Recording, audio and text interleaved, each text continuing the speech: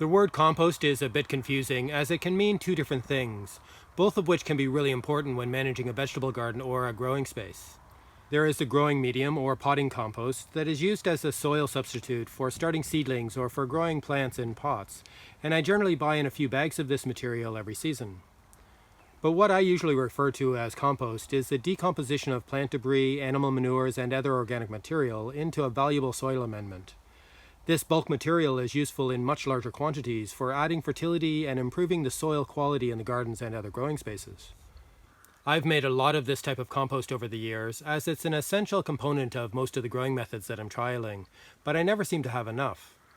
I could always produce more by growing and collecting additional material from the surrounding landscape, collecting even more food and garden waste from my neighbors, and sourcing manure and straw from local farmers. But every year I have struggled to produce enough compost, partially due to the effort that it takes to deal with bulk materials like this, the fact that I need to proactively acquire more materials well in advance of needing it, and the fact that the decomposition process can take some time. And this year, for the first time, I bought in a load of Finnish compost for the gardens.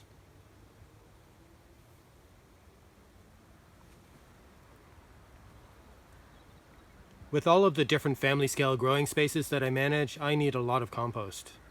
Each season I use up to 3 cubic meters of Finnish compost to amend the beds of the 100 square meter intensive garden, which is equivalent to about 4 cubic yards or about 30 full wheelbarrow loads of compost.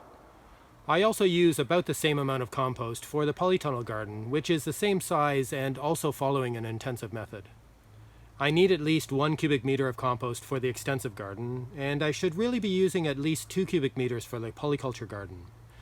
The simple garden relies on sheet composting on the garden bed itself, rather than adding finished compost, but this still requires a lot of undecomposed material. And since I have changed to the method of using a thick layer of finished compost as a surface mulch in my no-dig garden, this one growing space could easily use 5 cubic meters of compost each season. So this means that I would need up to 14 cubic meters of finished compost every year to trial all these different gardening methods. And that doesn't include the amount of undecomposed material that I need for the simple garden, or any compost I might use in any other growing spaces that I have, or anything for the much larger black plot. But in recent years, I've typically made between 6 and 8 cubic meters of compost each season, which obviously isn't enough. And last year I produced even less, mainly due to the really dry conditions, which restricted the growth in a lot of the landscape that I usually rely on for the composting materials. So that means that I was really short of compost at the beginning of this growing season. Over the past few seasons, I've been searching for other sources of compost, but it's not so easy in my context. Many of the farmers around here use a slurry tank to manage the waste from their animals, which means that very few of them have any manure available. I have managed to get in 2 loads of farmyard manure, but it wasn't mature enough for use this season, and hopefully I'll be able to get some more in the future.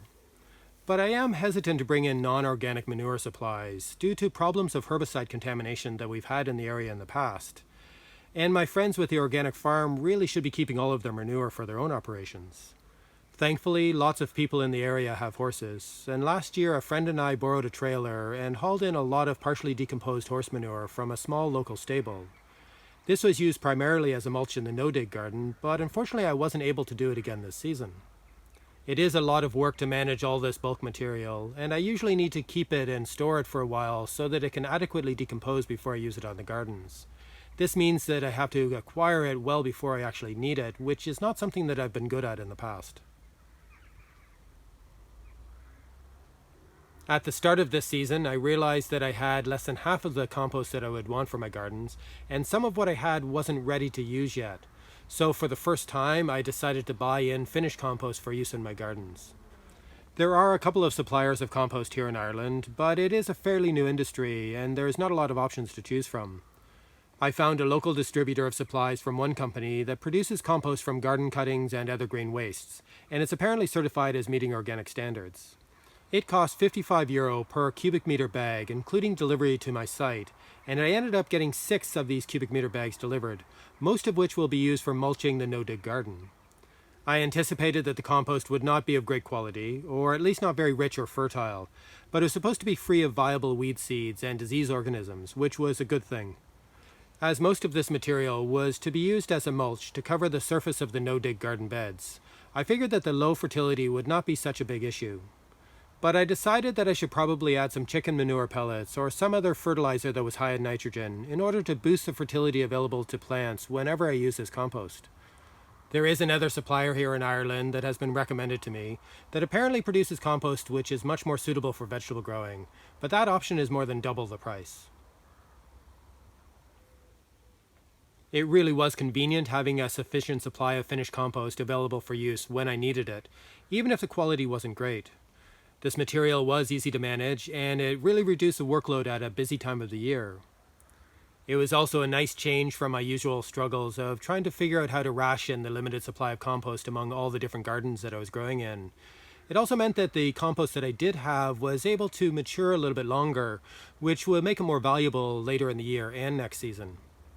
So far I've used about 4.5 cubic meters or 45 wheelbarrow loads of this compost on the no-dig garden, which allowed me to create a mulch about 50 millimeters or 2 inches thick over all of the growing beds. I've also used almost 1.5 cubic meters or close to 15 wheelbarrow loads of compost to dig into some of the double dug beds of the intensive garden. This finished off most of the 6 bags that I'd bought in, and I ended up ordering in another 2 cubic meters of the same compost. I've been using this supply to top up the beds in the polytunnel garden, either as a side dressing or when preparing beds for the next crops, and occasionally I've used some of it in the other gardens. I still have 1 large bag of compost left, and I anticipate that most of this will be used to top up the mulch in the no-dig garden as I plant late summer and the autumn crops.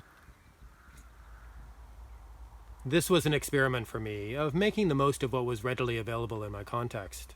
And while the compost that I bought in filled a huge hole in my supplies, I'm not overly happy about spending money on bulk soil amendment like this, and so far I'm not really impressed with the level of fertility that it had.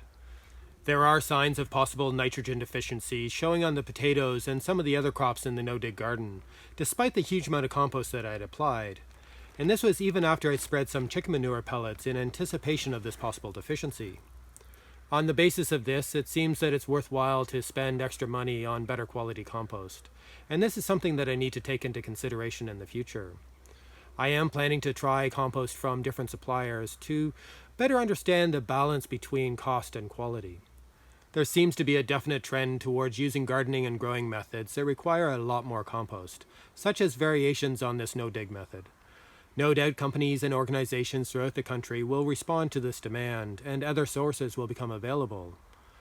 I think it would be really interesting to explore the possibilities of establishing a composting facility that can operate at a large enough scale to produce all of the compost that we would need in our community. But that's a project for another day. Growing vegetables is a resource-intensive process, and many of us struggle with not having enough compost or other forms of fertility.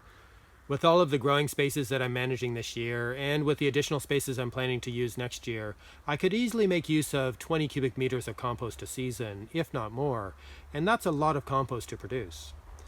In doing this, I need to find a balance between putting in all the work to produce as much as I can myself, importing bulk material for composting, versus buying in finished compost. It makes sense to continue to develop and manage the resources in my immediate landscape, and to adapt the methods I use in my growing spaces to make the most of the resources that are available in my context. But if I'm going to continue to explore this no-dig method and other methods that rely on lots of compost, and to grow vegetables over such a large area, then I'm probably going to need to continue to buy in compost. I'd prefer to be more self-reliant, but it is good to be able to source alternatives that make things a lot easier, more productive, and more convenient, even if they're not ideal.